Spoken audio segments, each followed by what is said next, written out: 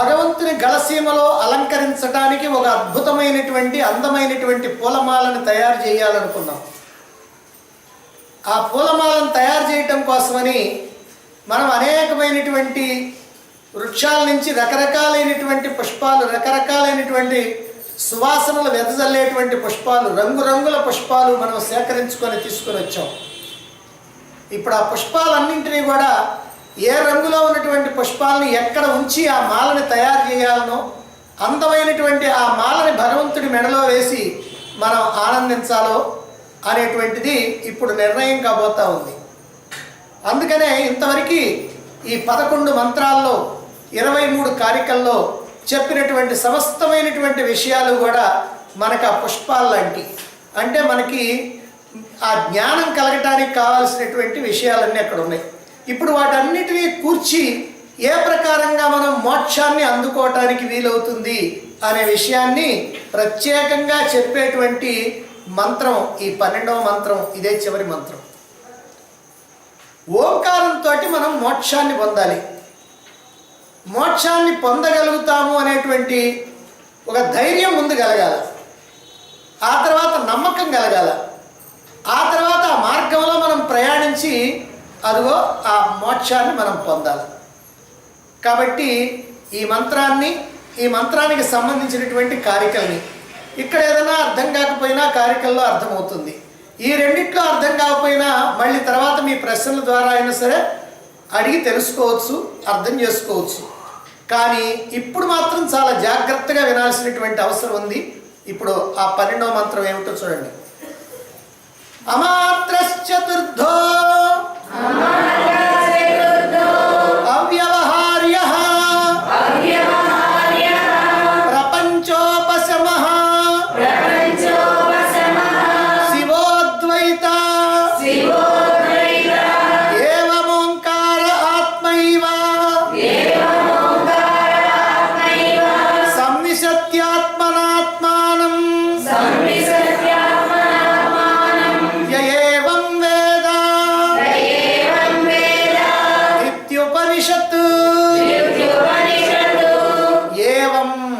ఈ ప్రకారంగా మాత్రారహితమైనటువంటి, అమాత్ర అంటే మాత్ర లేనటువంటి, మాత్రారహితమైనటువంటి ఓంకార, ఓంకారం ఎలాంటిదంటే అవ్యవహార్య, వాక్కు చేత చెప్పడానికి వీలు లేనటువంటిది. అంటే వ్యవహారం లేదు దానికి. వ్యవహారం అంటే మనం ఈ లోకంలో అనేకమైనటువంటి పనులు చేస్తుంటాం, అనేకమైన మాటలు మాట్లాడుతూ ఉంటాం, ఒక విషయాన్ని తెలియజేస్తూ ఉంటాం, తెలుసుకుంటూ ఉంటాం. ఇలాంటి వ్యవహారం ఏమి లేదు ఈ ఓంకారానికి. అందుకనే అవ్యవహార్య, వ్యవహారం లేనటువంటిది, వాక్కు చేత చెప్పడానికి వీలు లేనటువంటిది. ప్రపంచోపశమ, ప్రపంచం ఉపశమించింది అంటే ప్రపంచం కాస్త చప్పబడిపోయినటువంటిది. శివ, మంగళస్వరూపమైనటువంటిది. అద్వైత, రెండవది అది లేనటువంటిది. అది చతుర్థ, 4వ పాదమైనటువంటి ఆత్మయేవ, ఆత్మయే. ఏమిటిది ఆత్మ? ఆ అమాత్ర లేదా మాత్రారహితమైనటువంటి ఓంకారం అంటే నిశ్శబ్దం. మాత్రారహితమైనటువంటి ఓంకారం. 3 మాత్రలు ఉన్నాయి, అకార ఉకారం అకారాలు. ఈ 3 మాత్రలు. కానీ 4వది అమాత్ర అంటే అక్కడ మాత్ర లేదు, అక్షరం లేదు, శబ్దం లేదు. అందుకని దాన్ని అమాత్ర అన్నారు. కాబట్టి ఈ అమాత్ర అంటే మాత్రారహితమైనటువంటి ఓంకారం అంటే ఈ నిశ్శబ్దం ఏమిటంటే చతుర్థ, 4వ పాదమైనటువంటి తురీయమే. తురీయం అంటే ఏమిటండి? ఆత్మ, ఆత్మయేవ, అది ఆత్మయే. ఏవం వేద, ఎవరైతే ఈ ప్రకారంగా తెలుసుకుంటారో, ఏమి తెలుసుకుంటారు? ఈ ప్రకారంగా ఓంకారాన్ని, అది ఆత్మయే అనేటువంటి విషయాన్ని తెలుసుకుంటారో, ఈ ఓంకారం అమాత్ర, నిశ్శబ్దం, నిశ్శబ్దమే ఓంకారం అనేటువంటి విషయాన్ని ఎవరైతే తెలుసుకుంటారో అటువంటి వారు ఆత్మన తన యొక్క స్వరూపంలో, తన యొక్క స్వరూపంతో ఆత్మానం సంవిశతి, ఆ పరమాత్మ స్వరూపంలో చేరుకుంటారు, ఏకమైపోతారు, అంటే మోక్షాన్ని పొందుతారు. కాబట్టి ఎవరైతే ఈ ప్రకారంగా తెలుసుకుంటారో, ఏవం వేద, ఎవరైతే ఈ ప్రకారంగా తెలుసుకుంటారో అటువంటి వాళ్ళు తన యొక్క స్వరూపంతో ఆ పరమాత్మలో లీనమైపోతారు, పరమాత్మలో ఐక్యమైపోతారు, పరమాత్మలో ప్రవేశిస్తారు, అంటే మోక్షాన్ని అందుకుంటారు అని. కాబట్టి మాత్రారహితమైనటువంటి ఓంకారం ఎలాంటిది? మాత్రారహితమైనటువంటి ఓంకారం, మాత్రారహితమైన ఓంకారం అంటే నిశ్శబ్దం. ఈ నిశ్శబ్దం ఎలాంటిది? అవ్యవహార్యం, వ్యవహారం లేదు దానికి. ప్రపంచోపశమం, ప్రపంచం కాస్త చప్పబడిపోయింది, ప్రపంచం లేదు, ఉపశమించింది ప్రపంచం. ఇంకా శివం, మంగళస్వరూపమైనటువంటిది, అద్వైతం, రెండవది లేనటువంటిది. అదే చతుర్థ పాద, నాలుగవ పాదమైనటువంటి తురీయం. అదే ఆత్మయేవ, అదే ఆత్మ. ఎవడు ఈ ప్రకారంగా తెలుసుకుంటాడో, అంటే ఎవరు ఈ ప్రకారంగా ఈ ఓంకారాన్ని లేదా నిశ్శబ్దాన్ని ఆత్మ అని ఎవరైతే తెలుసుకుంటారో, ఈ తురియాన్ని ఆత్మయే అని ఎవరైతే తెలుసుకుంటారో అటువంటి వాడు ఆత్మలో ప్రవేశిస్తాడు, ఆత్మయే అవుతాడు, ఆత్మ సాక్షాత్కారం పొందుతాడు, మోక్షాన్ని పొందుతాడు. ఇది ఈ మంత్రం యొక్క భావం. ఇంతవరకు మనం ఓంకారంలో ఉన్నటువంటి మాత్రల్ని, అంటే అకార ఉకార మకారాలని, మాత్రలంటే అకార ఉకార మకారాలని తెలియజేయటం జరిగింది.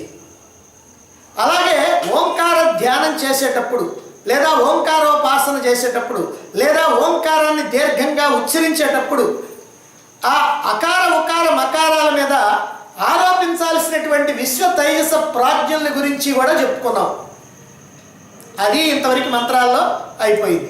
అంటే అకారం మీద విష్ణుణ్ణి, ఉకారం మీద తైజసుణ్ణి, మకారం మీద ప్రాజ్ఞుణ్ణి ఆరోపించి మనం ఓంకార ఉచ్చారణ చేసి చివరికి నిశ్శబ్దంలో అలా నిలిచిపోవాలి అని చెప్పుకున్నాం. అయితే ఓంకారాన్ని ఉచ్చరించిన తర్వాత మరొక ఓంకారాన్ని ఉచ్చరించే లోపల, అంటే ఒక ఓంకారానికి ఇంకో ఓంకారానికి మధ్యలో ఉన్నటువంటి ఆనందమయమైన నిశ్శబ్దం ఏదైతే ఉందో దాన్ని గురించి ఇప్పుడు తెలియజేయబోతా ఉన్నారు. అందుకని అమాత్ర అన్నారు. ఈ నిశ్శబ్దానికి అమాత్ర. ఎక్కడి నుంచి వస్తుంది నిశ్శబ్దం?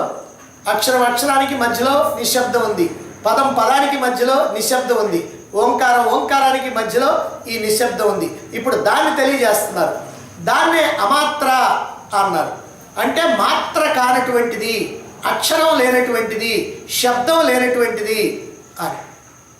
ఓంకారాన్ని అశ్రద్ధగా జపించేవాడు, అంటే ఏదో ఓంకారం జపిస్తే పుణ్యం వస్తుందండి అని అనుకుని ఆ ఓంకారాన్ని అశ్రద్ధగా జపించేటువంటి వాడు ఈ నిశ్శబ్దాన్ని సాధారణంగా గ్రహించలేడు.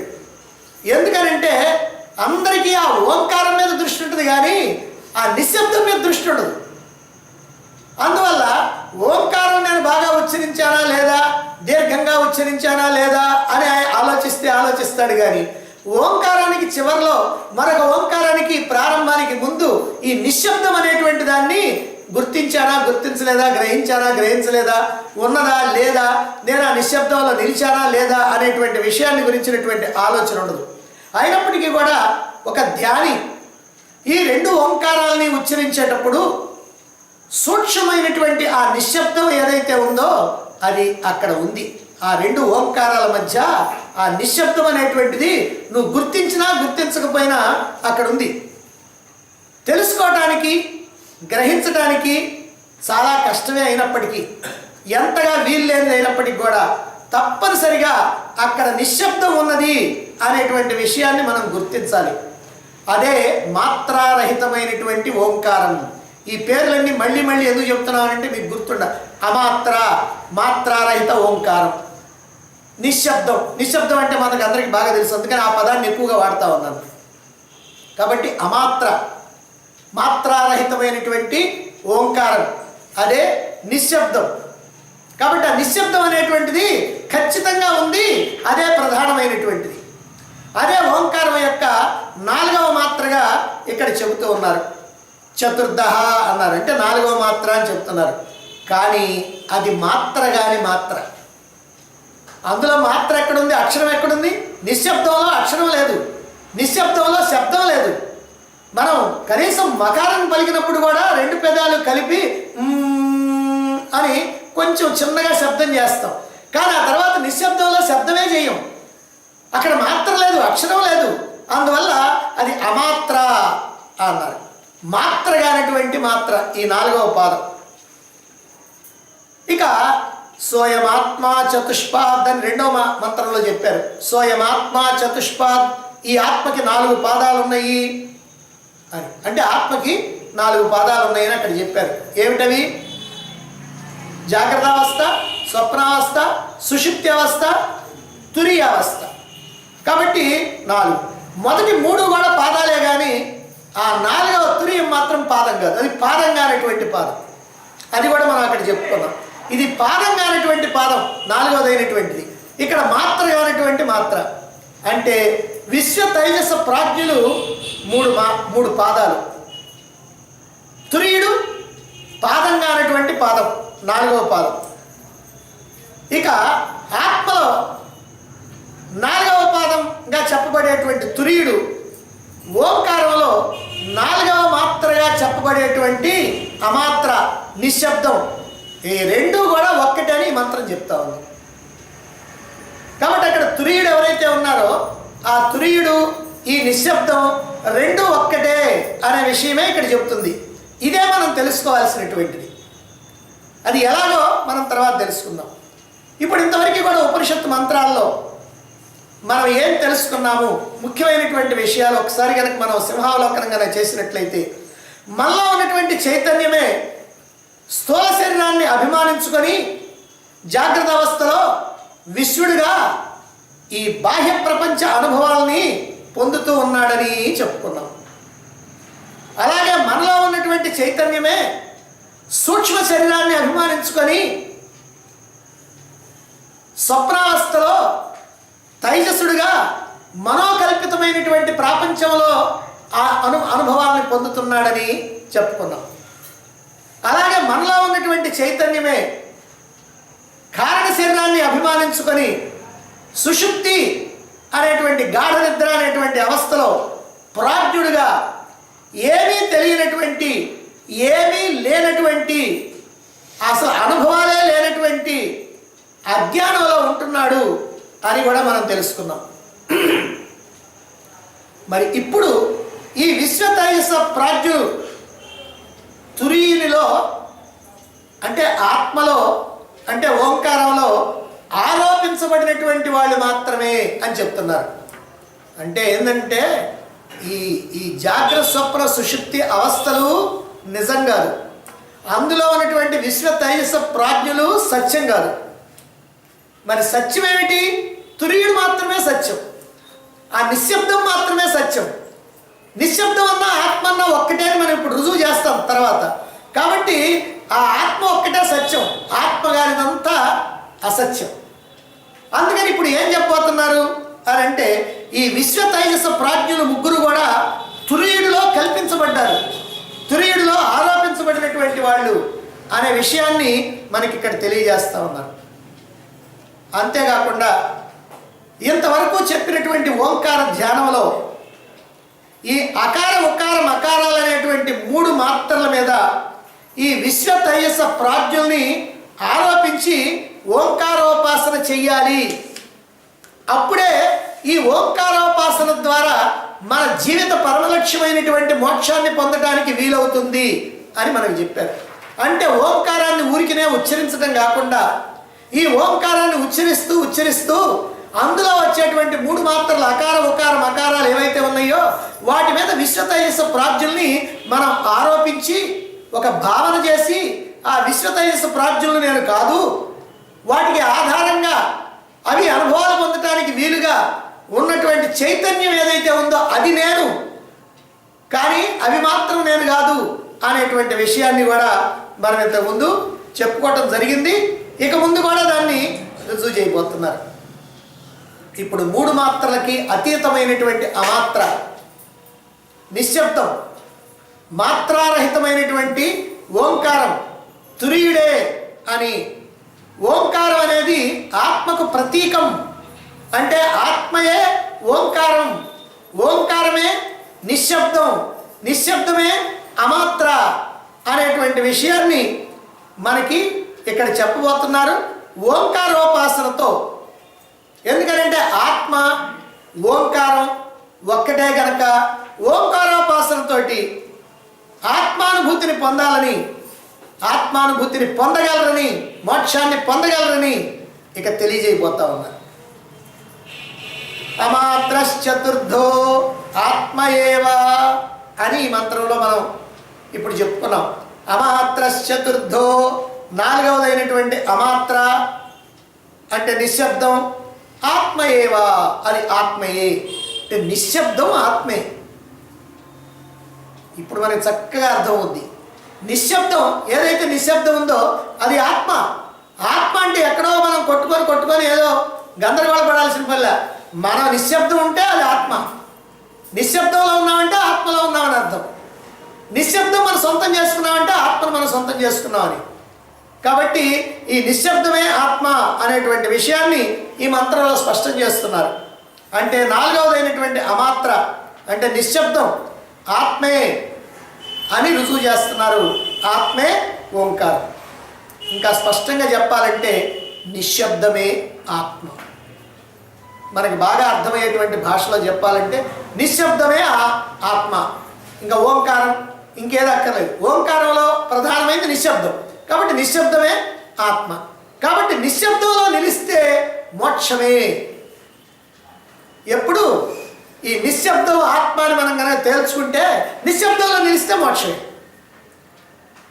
ఇది చెప్పటమే ఉపనిషత్తు యొక్క లక్ష్యం. మాండూక్యోపనిషత్తు యొక్క లక్ష్యం ఏమిటంటే ఇది చెప్పటమే. అయ్యా ఏం లేదు, నువ్వు నిశ్శబ్దంలో ఉండు, అది మోక్షం. మళ్ళీ శబ్దంలోకి వచ్చావా మళ్ళీ బంధం. కాబట్టి ఎప్పుడు నిశ్శబ్దంలో ఉండాలి.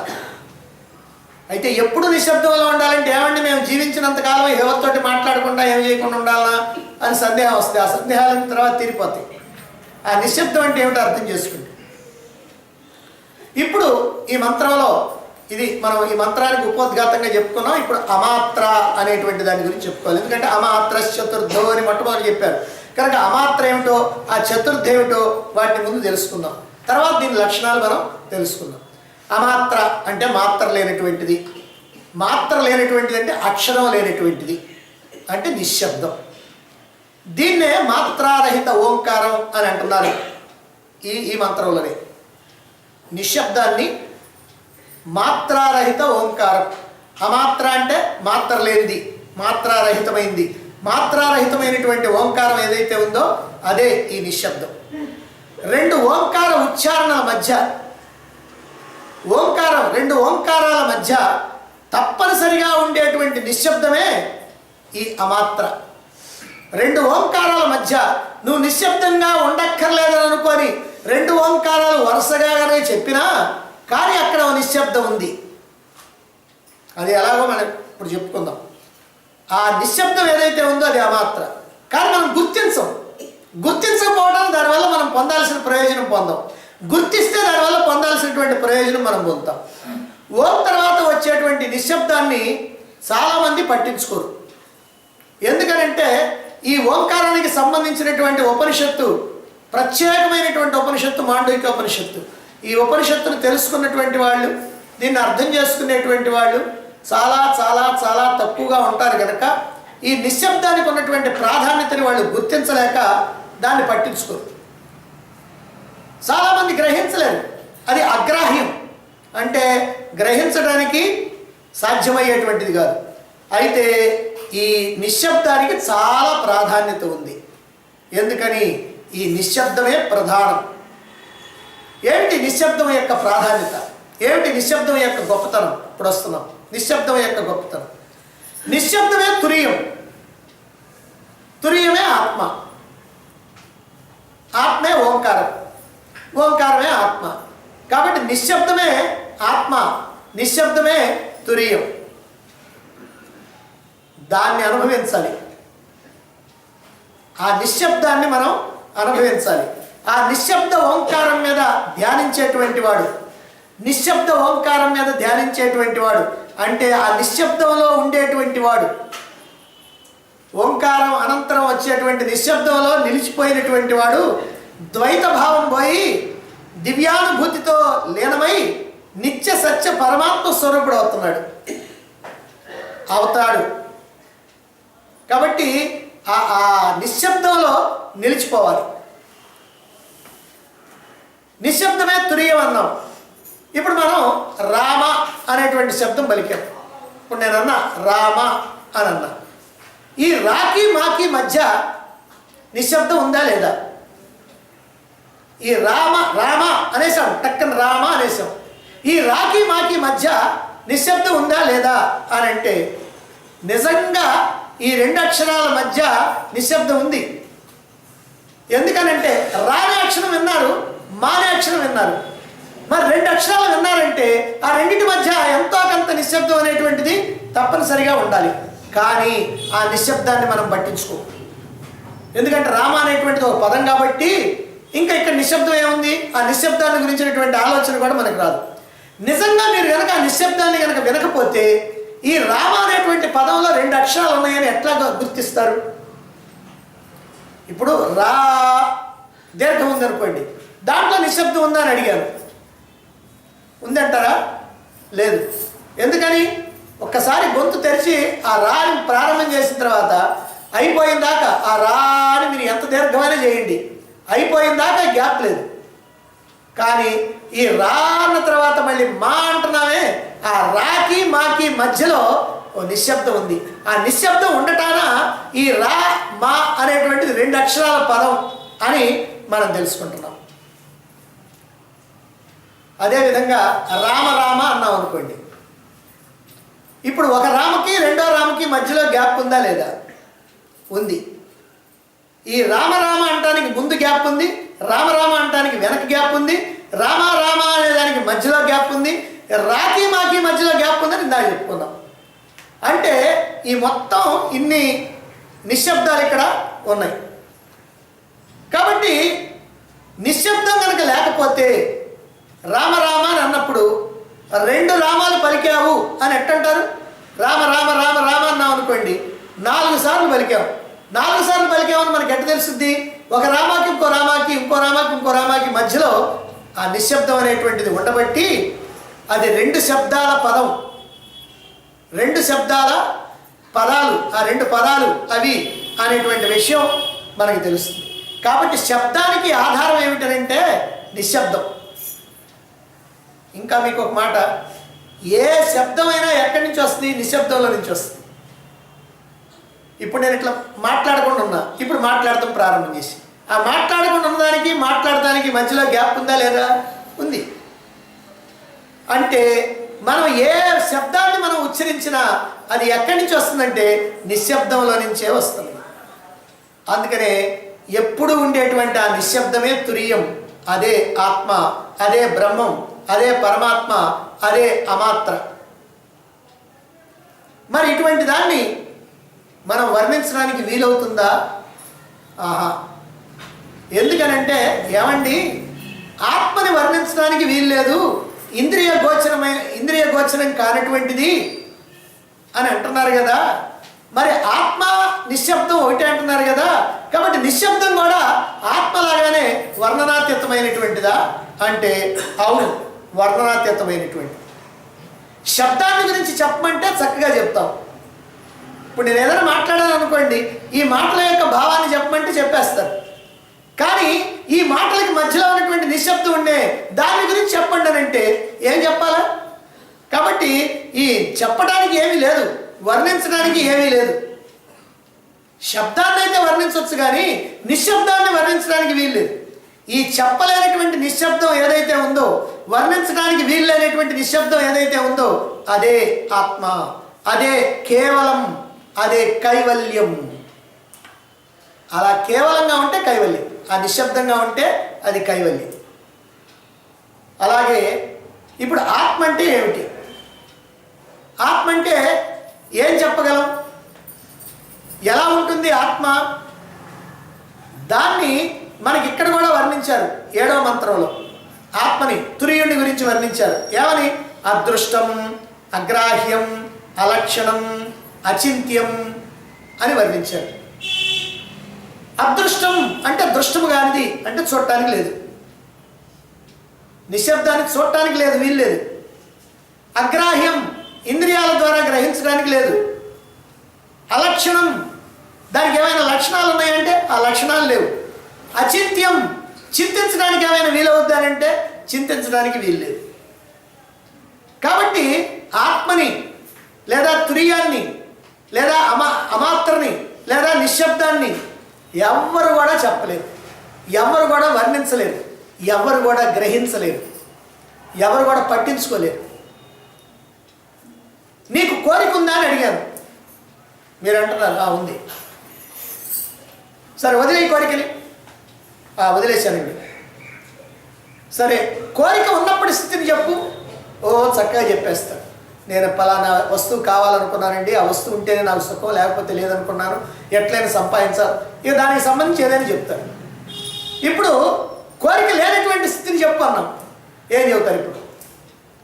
కోరిక లేనటువంటి స్థితిని చెప్పమంటే ఏం చెప్తారు? కోరిక ఉన్నప్పుడు స్థితి చెప్పమంటే చెప్పేశారు.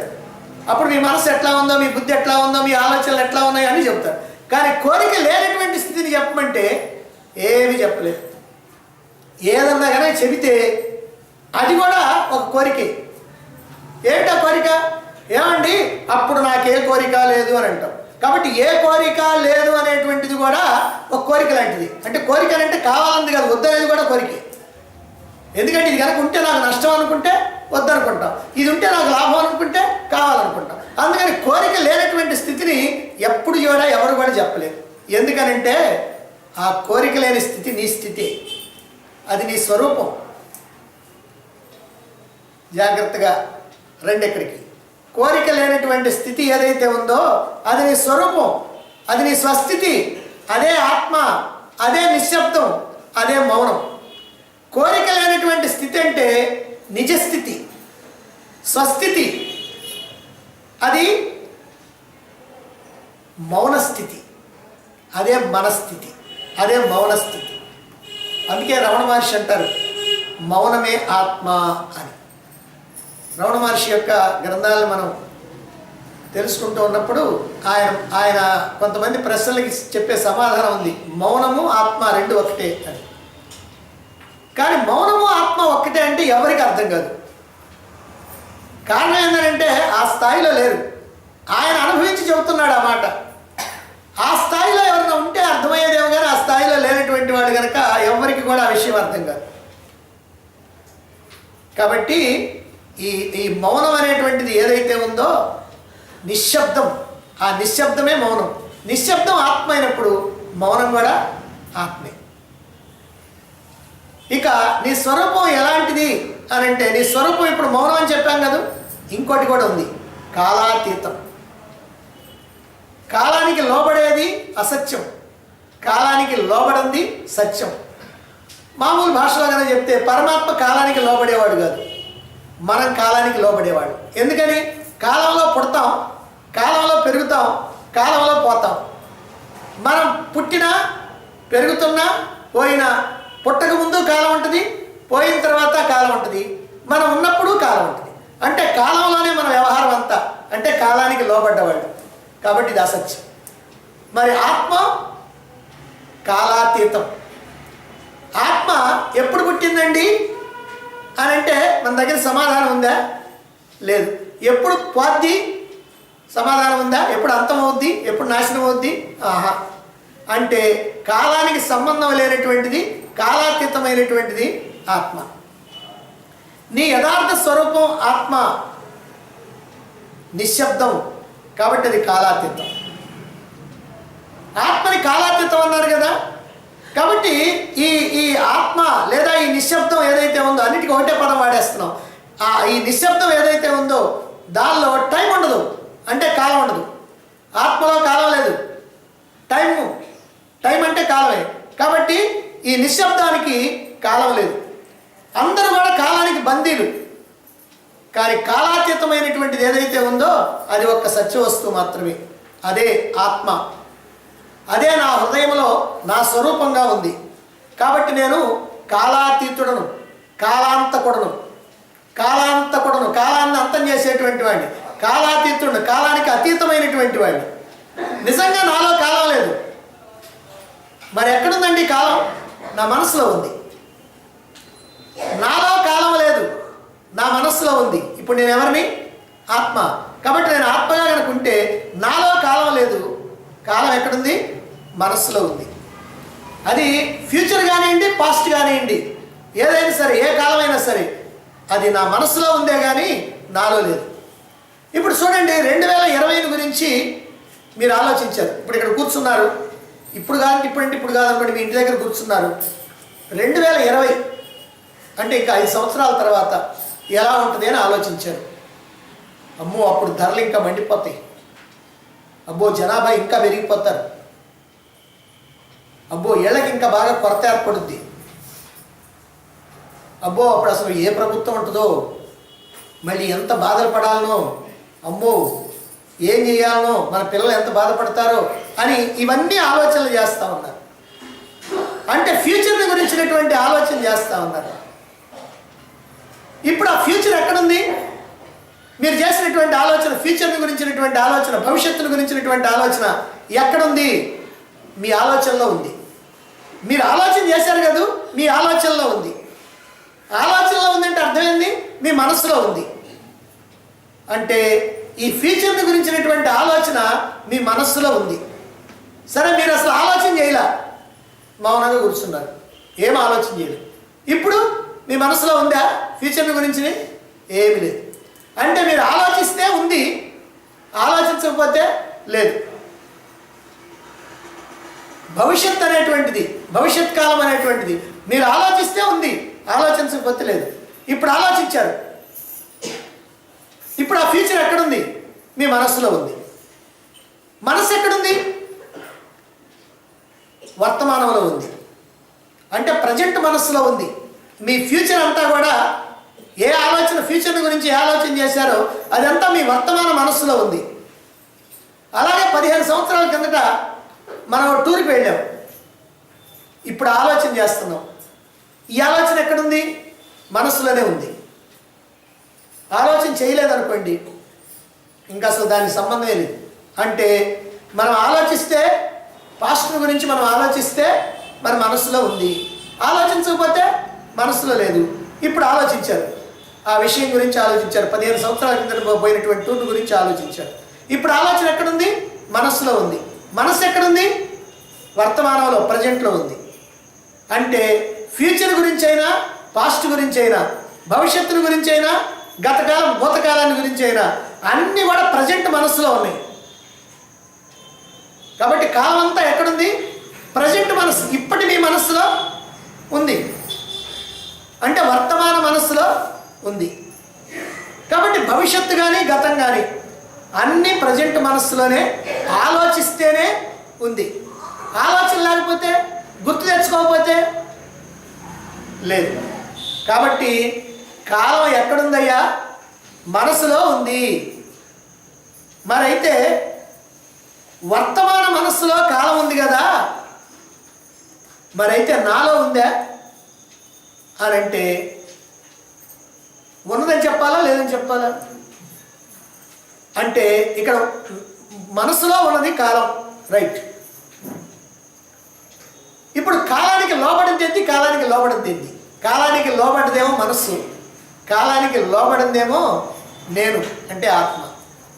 కాలానికి లోబడిందేమో అసత్యం, కాలానికి లోబడకుండా ఉన్నది కాలాతీతమైనటువంటిదేమో సత్యం. కాబట్టి మనస్సు ఏమో కాలానికి లోబడింది కాబట్టి అది అసత్యం. అంటే ఈ భూత భవిష్యత్ వర్తమానాలన్నీ అసత్యం.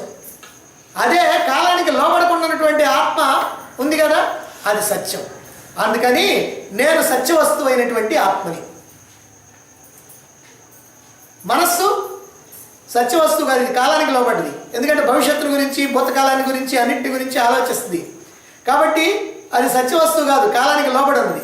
నేను కాలానికి లోబడినటువంటి సత్యవస్తువు. ఓంకారాన్ని, అమాత్రని, నిశ్శబ్దాన్ని వర్ణించడానికి భాష లేదు.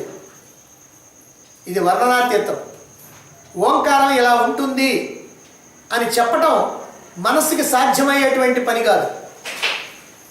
ఓంకార మహిమని వర్ణించినటువంటి గొప్ప గ్రంథం ఒకటి ఉంది. అది పంచీకరణం, వార్తికం. పంచీకరణం అనేటువంటి వార్తికం. ఈ వార్తికాన్ని రాసినటువంటి ఆయన శంకరాచార్యుల వారి యొక్క శిష్యుడైనటువంటి సురేశ్వరాచార్యుడు. ఈ పదాన్ని మీరు ఇంతకుముందు విన్నారు, దక్షిణామూర్తి స్తోత్రం. దక్షిణామూర్తి స్తోత్రానికి కూడా వార్తికాన్ని రాసినటువంటి ఆయన ఈ సురేశ్వరాచార్యుడే. కాబట్టి ఈ ఓంకారానికి సంబంధించినటువంటి అద్భుతమైనటువంటి విషయాలతో కూడినటువంటిది ఈ పంచీకరణం అనేటువంటి వార్తికం. వార్తికం అంటే భాష్యం ఒక రకంగా. సరే, ఓంకారం యొక్క మహిమ ఏమిటో తెలుసుకోవాలి. ఇప్పుడు ఇంతవరకు మనం ఏం తెలుసుకున్నామంటే కాలానికి అతీతమైనటువంటిది నిశ్శబ్దం, వర్ణనాతీతమైనటువంటిది నిశ్శబ్దం. ఈ నిశ్శబ్దమే ఓంకారం, ఓంకారమే ఆత్మ. కాబట్టి ఆత్మను చేరుకోవాలంటే ఓంకారాన్ని పట్టుకోవాలి అనే విషయం తెలిపోయింది. ఇప్పుడు ఓంకారం యొక్క మహిమ ఏమిటో తెలుసుకోవాలి. తైత్రీయంలో ఓంకారాన్ని ఉచ్చరిస్తూ అక్కడ వేదపారాయణ చేసేటువంటి శిష్యుడు ఏమంటున్నాడంటే, నేను ఆత్మరూపంగా ఉన్నటువంటి బ్రహ్మాన్ని పొందుతున్నాను అంటున్నాడు. మళ్ళీ చెప్తాను, నేను ఆత్మరూపంగా ఉన్నటువంటి బ్రహ్మాన్ని పొందుతున్నాను అని అంటున్నాడు వేదాన్ని అభ్యసించేటువంటి శిష్యుడు. తైత్రీయోపనిషత్తులు ఏ గృహంలో ఓంకారాన్ని ధ్యానిస్తారో అక్కడ కలహాలు తగ్గిపోతాయి. కలి ఉన్న చోట భగవంతుడు ఉండడు, భగవంతుడు ఉన్న చోట కలి ఉండదు. నీ హృదయంలో భగవంతుడిని కనుక నిలుపుకున్నట్లయితే ఇక కలికి ఆస్కారం లేదు. నీ హృదయంలో భగవంతుడిని నిలపాలంటే నీ హృదయంలో ఓంకారాన్ని నిలుపుకోవాలి. కాబట్టి నీ హృదయంలో ఓంకారాన్ని నిలుపుకో. ఎలా? ప్రతి వ్యక్తి కూడా ఉదయ సాయం సంధ్యల్లో, ఉదయ సంధ్య సాయం సంధ్య, ఈ 2 సంధ్యల్లో ఓంకారాన్ని ఉపాసించాలి. ఇది ఓంకారం యొక్క మహిమ. అయితే ఓంకారాన్ని ఎలా ఉపాసించాలి, ఇది ప్రధానమైనటువంటిది. ఇది తెలుసుకోకుండా ఎంత జ్ఞానాన్ని తెలుసుకున్నా మనకి ప్రయోజనం ఉండదు. ఎందుకంటే ఓంకార ఉపాసన ఎలా చేయాలి, ఇప్పటివరకు మనం చెప్పుకున్నాం. ఓంకారోపాసనలో ప్రధానమైనటువంటిది, ముఖ్యమైనటువంటిది, అతి ముఖ్యమైనటువంటిది నిశ్శబ్దం అని. కాబట్టి నిశ్శబ్దం లేకుండా ఓంకారాన్ని ఉచ్చరిస్తే ప్రయోజనం లేదు. నిశ్శబ్దం లేకుండా కాదు, నిశ్శబ్దాన్ని గుర్తించకుండా. నువ్వు ఎంత కొద్ది నిశ్శబ్దాన్ని ఉంచినా దాన్ని గుర్తించాలి. కాబట్టి ఈ ఓంకారాన్ని ఎట్లా ఉచ్చరించాలి? ఓంకారాన్ని కనుక దీర్ఘంగా ఉచ్చరించాలంటే మనం గాలి లోపలికి పీల్చి అప్పుడు ఓంకారాన్ని ఉచ్చరించాలి. అప్పుడు దీర్ఘంగా వస్తుంది. అలా కాకుండా మనం కనుక మామూలుగా ఓంకారం ఉచ్చరిస్తే అంత దీర్ఘంగా మనం చెప్పలేము. ఇప్పుడు చూడండి, ఓ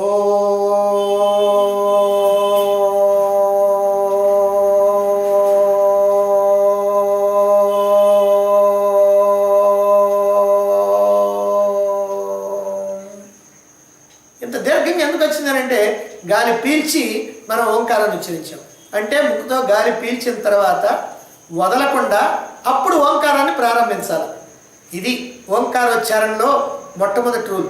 ఎందుకనంటే ఎక్కువ దమ్ము పట్టలేనటువంటి వాళ్ళు కూడా ఈ గాలి కనుక పీల్చి కనుక ఓంకారాన్ని కనుక ఉచ్చరిస్తే ఎక్కువసేపు ఓంకారాన్ని ఉచ్చరించగలుగుతారు. ఎక్కువసేపు ఓంకారాన్ని ఎందుకు ఉచ్చరించాలా? ఎక్కువసేపు ఎందుకు ఉచ్చరించాలంటే ఆ ఓంకారంలో ఉన్నటువంటి అకార ఉకార మకారాల మీద విశ్వతైజస్సు ప్రాజ్ఞల్ని మనం ఆరోపించాలి. కాబట్టి అది ఆరోపించడానికి కొంత సమయం పట్టుద్ది. కాబట్టి ప్రారంభంలో చాలా సమయం పట్టుద్ది, క్రమక్రమంగా తగ్గుద్ది. కాబట్టి ఆ సమయం మనకు కావాలంటే దీర్ఘమైనటువంటి ఓంకారోచ్చారణ చేయాలి. 2, ఈ ఓంకారాన్ని ధ్యానించేటప్పుడు, ఈ ఓంకారాన్ని ఉచ్చరించేటప్పుడు అకార ఉకార మకారాలని విడివిడిగా పలకూడదు. అంటే అట్టనకూడదు, ఓం అనే అనాలి. కాకపోతే ఈ అనేటప్పుడు మనం ఆ అకారం ఎంతవరకు, ఉకారం ఎంతవరకు, మకారం ఎంతవరకు అనేటువంటిది మనం గుర్తించగలగాలి. శబ్దాన్ని పెంచి చేస్తూ వచ్చినంత వరకు అకారం, శబ్దాన్ని తగ్గిస్తూ వచ్చినంత వరకు ఉకారం, శబ్దాన్ని 2 పెదాలు కలిపి స్లోగా చెప్పినప్పుడు అది మకారం. అందువల్ల ఓమును ధ్యానించేటప్పుడు అకారంతో మొదలుపెట్టి ఉకారానికి వచ్చేటప్పటికి హై పిచ్లో ఆ శబ్దం రావాలి. తర్వాత ఉకారం నుంచి మకారానికి వచ్చేటప్పుడు లో పిచ్లో శబ్దం రావాలి. ఈ అనేటువంటిది పలికేటప్పుడు 2 పెదవులు కలిపి సన్నని శబ్దంతో నిశ్శబ్దంలో నిలిచిపోవాలి. సన్నని శబ్దం.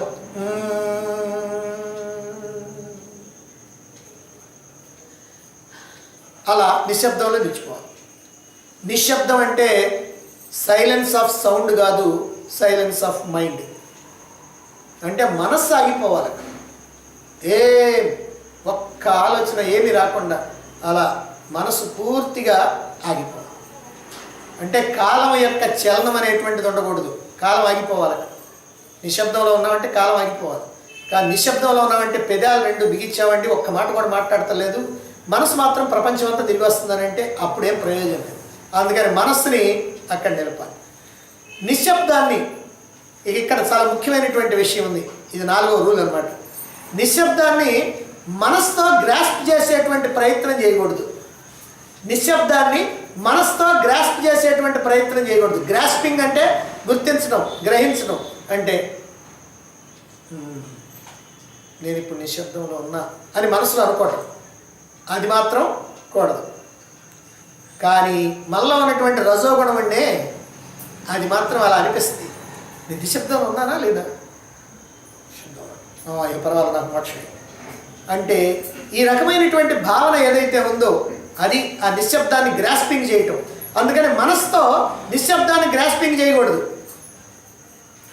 మన చేత బలవంతంగా జయిస్తుంది మనలో ఉన్నటువంటి రజోగుణం. అందుకని రజోగుణాన్ని ముందుగానే జాగ్రత్త పడి సత్వగుణంగా మార్చుకోవాలి. తర్వాత నిశ్శబ్దాన్ని అంచనా వేయటానికి, దాన్ని పొందటానికి ప్రయత్నం చేయకూడదు. నిశ్శబ్దాన్ని అంచనా వేయకూడదు. అంచనా వేయటం అంటే ఎంతసేపు ఉన్నారుగా సరిపోదు, ఇక మళ్ళీ రెండో మనసు అని పర్వాలేదు, 1 నిమిషం దాకా ఉన్నాను పర్వాలేదు అని పైకంఠం కాదు, లోపల అనుకోకూడదు. అలాగనే నిశ్శబ్దాన్ని నేను పొందా అది అనుకోకూడదు. మరి ఏమండి ఇట్లా చెబుతున్నారు, మరి ఏం అన్ని ప్రయత్నాలు వదలాలి. అది ఒకటే మాట, అన్ని ప్రయత్నాలు వదలాలి. అలా గంగ ప్రవహిస్తూ ప్రవహిస్తూ ప్రవహిస్తూ కొంచెం కిందకి గనక పడాలంటే అక్కడ ఏమైనా ప్రయత్నం చేయాలా? ఏ ప్రయత్నం చేయగల? మామూలుగా వస్తుంది కదా పైనుంచి గంగ, ఒక పళ్ళంలో ఒక నీళ్ళు పడాలి, డాములు పడిపోతాయి అంతే. మనం కూడా ఏంటంటే అకారం ఉకారం అకారాల తర్వాత టప్పునమైన ఆ నిశ్శబ్దంలో పడిపోవాలి. ఏ ప్రయత్నం లేకుండా పడిపోవాలి, ఏ గుర్తింపు లేకుండా పడిపోవాలి, ఏ గ్రహింపు లేకుండా పడిపోవాలి. నిశ్శబ్దంలో నిజంగా అన్నీ ఆగిపోవాలి. ఎక్కడ కూడా ఈ నిశ్శబ్దాన్ని నేను గ్రహిస్తున్నాను అనేటువంటి ఆలోచన ఉండకూడదు. ఎందుకనంటే నిశ్శబ్దాన్ని కనుక నువ్వు గ్రహిస్తావంటే నిశ్శబ్దం కంటే నువ్వు వేరైపోతావు. నిశ్శబ్దమే నీవు, నిశ్శబ్దమే ఆత్మ, నిశ్శబ్దమే నీవు గనక నువ్వు అలా నిశ్శబ్దంలో ఉండిపోవాలి. అంతేగాని నిశ్శబ్దాన్ని నువ్వు గుర్తించేటట్టుగా, గ్రహించేటట్టుగా, దానికి కొలతలు పెట్టేటట్టుగా ఉండకూడదు. ఎందుకంటే పెట్టావాలంటే నువ్వు వేరైపోతావు, నువ్వు జీవుడు అయిపోతావు, ఆత్మను చూచేవాడు అయిపోతావు. అందుకని నిశ్శబ్దాన్ని అట్లా ఏ ప్రయత్నం లేకుండా అన్ని ప్రయత్నాలు వదిలి అలా కేవలంగా అలాగే నిశ్శబ్దంలో ఉండిపోవాలి. అంటే నువ్వు చేయాల్సింది. అప్పుడే నీవు నీ స్థితిలో, నీ స్వస్థితిలో, ఆత్మస్థితిలో అలా ఉండిపోతావు. నిన్నటి నా ఫీలింగు, ఈరోజు నా ఫీలింగు, రేపటి నా ఫీలింగు అంతా ఒకటే. ఏమిటి? అన్నీ వదలటమే, అన్నీ వదిలి కేవలంగా ఉండటమే, అది తప్ప ఇంకేమీ లేదు. ఎప్పుడైనా సరే నిశ్శబ్దంలోకి వచ్చిన తర్వాత ఏ ఫీలింగ్ ఉండకూడదు, అంతా కూడా వదిలేసేయాలి, కేవలంగా ఉండాలి. అందుకనే అమాత్ర అంటే ఇట్ ఈస్ ది సైలెన్స్. అమాత్ర అంటే అది కేవలం మౌనం. మౌనం అనేటువంటిది మనం కరెక్ట్గా తెలుసుకోవడానికి కొన్ని పదాలు మనం జాగ్రత్తగా గుర్తుపెట్టుకోవాలి. Silence of notion of the body, silence of all sounds, silence of speech, silence of mental moment, silence of time, silence of space, a complete silence, అదే అమాత్ర. ఇది మనం గుర్తుపెట్టుకోవాలి. మళ్ళీ ఒకసారి అన్ని ఇంగ్లీష్ పదాలు చెప్పాం కదా.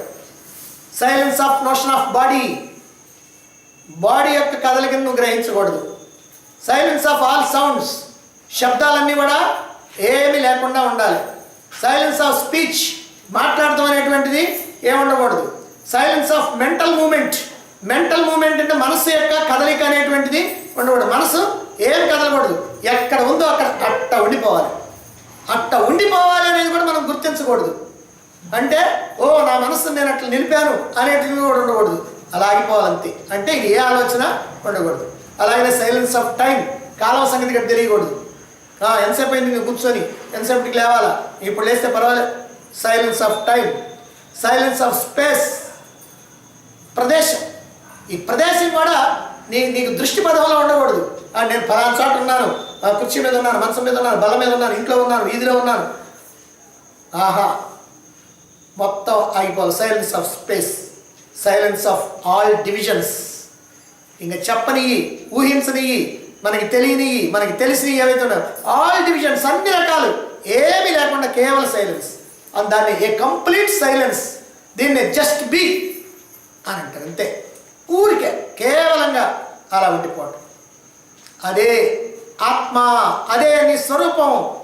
ఆ సైలెన్స్ నీ స్వరూపం. ఎందుకని ఇప్పుడు ఇంతవరకు మనం చెప్పుకున్నాం ఏమని? ఆత్మని గురించి మనం ఎన్నో సందర్భాల్లో చెప్పుకున్నాం. ఆత్మని మనం గ్రహించడానికి వీలు లేదు, ఆకారం లేదు, ఏమి అది లేదు ఇది లేదని అన్ని లేని అని చెప్పుకున్నాం. నిరాకారం, నిర్గుణం, నిరంజనం, నిర్వికారం, నిరీహం, నిశ్చలం, నిత్యం, శాశ్వతం, అజం, అజీవ్యం, అచింత్యం, అనిర్దేశ్యం, ఇలాగ అన్నీ చెప్పుకున్నాం. ఇప్పుడు ఇవన్నీ మనసుకే, నిశ్శబ్దానికే, అమాత్రకే. ఎందుకని? అమాత్రకి ఆకారం ఉందా? లేదు. అమాత్రకి గుణాలు ఉన్నాయా? లేవు. కాబట్టి నిరాకారం, నిర్గుణం, నిరంజనం. అమాత్రలు ఏమైనా కల్మషాలు ఉన్నాయా? లేవు. నిరంజనం. నిర్వికారం అంటే మార్పులు. నిశ్శబ్దంలో ఏమైనా మార్పులు ఉన్నాయా? ఏమి లేవు. నీకు ఆత్మకి ఏ లక్షణాలు అయితే ఉన్నాయో ఆ లక్షణాలన్నీ ఇక్కడ నిశ్శబ్దానికి ఉన్నాయి. ఇదే మనం గుర్తించాలి. అంటే ఆత్మకి ఏ లక్షణాలు అయితే ఉన్నాయో ఒక్కటి కూడా బీరిపోకుండా అన్నీ ఇక్కడ ఉన్నాయి. కాబట్టి ఆత్మయే సైలెన్స్, సైలెన్సే ఆత్మ. కాబట్టి నిశ్శబ్దమే ఆత్మ. దీన్ని బట్టి మనకి ఏమర్థం అవుద్ది? ఓంకారంలో ఉన్నటువంటి మిగిలినంతా వట్టిదే, అసత్యం. కానీ దాన్ని పట్టుకొని మనం సత్యంలోకి రావాలి. కాబట్టి మనకి అది కావాలి. ఏమంటే మీరు అసత్యం అన్నారు కదా, నేను అందుకని ఓంకారాన్ని వదిలేసి ఒట్టిని దీంట్లో పట్టుకుంటాను. కుదరదు.